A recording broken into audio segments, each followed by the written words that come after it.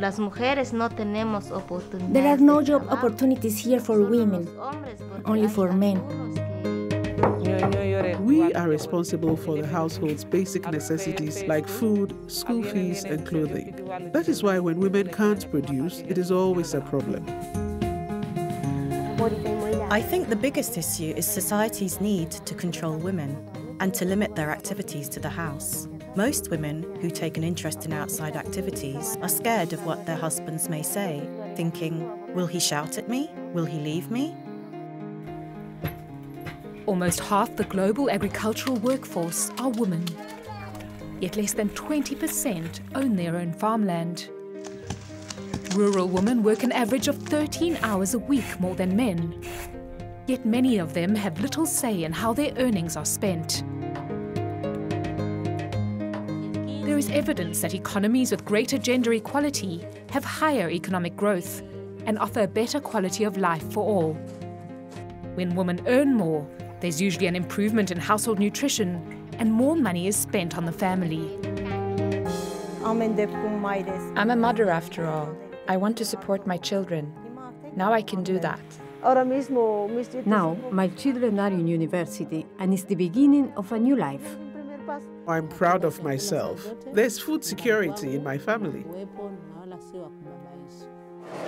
IFAD has always recognized the potential of women to develop rural areas. Back in 1992, IFAD organized the Summit on the Economic Advancement of Rural Women in Geneva, attended by 64 First Ladies and other powerful women who brought global attention to the plight of rural women. We, the wives of heads of state or government, have gathered here to express our solidarity with the rural women of the world. 3 years later, at the 4th World Conference on Women in Beijing, the United Nations unanimously adopted the Beijing Declaration and Platform for Action, which set the path for the world to achieve gender equality.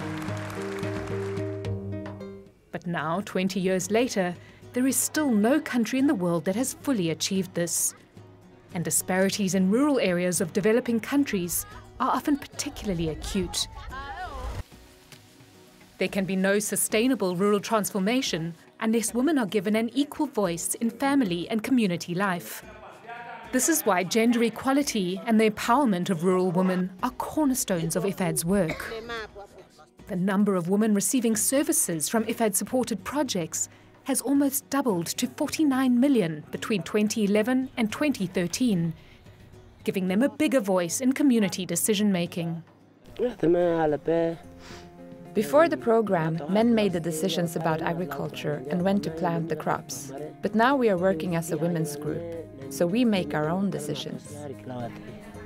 Women now make up almost half of IFAD's beneficiaries and account for more than 80% of the people receiving business training through the projects. Women can also succeed. Thanks to the project, we are now being trained. We can be an example to other women. And almost 3/4 of savers and borrowers at IFAD-assisted microfinance institutions are now women, giving them access to the finance to start their own businesses. Thanks to this rise, I can build a house, buy a motorcycle, and can do what men can do. Now we are the same as men. But there is still a long way to go. How can projects go beyond addressing the symptoms of gender inequality and tackle the underlying social norms so that rural areas are truly transformed? And 20 years after the Beijing Declaration, what do we all need to do to ensure sustainable gender equality in the future?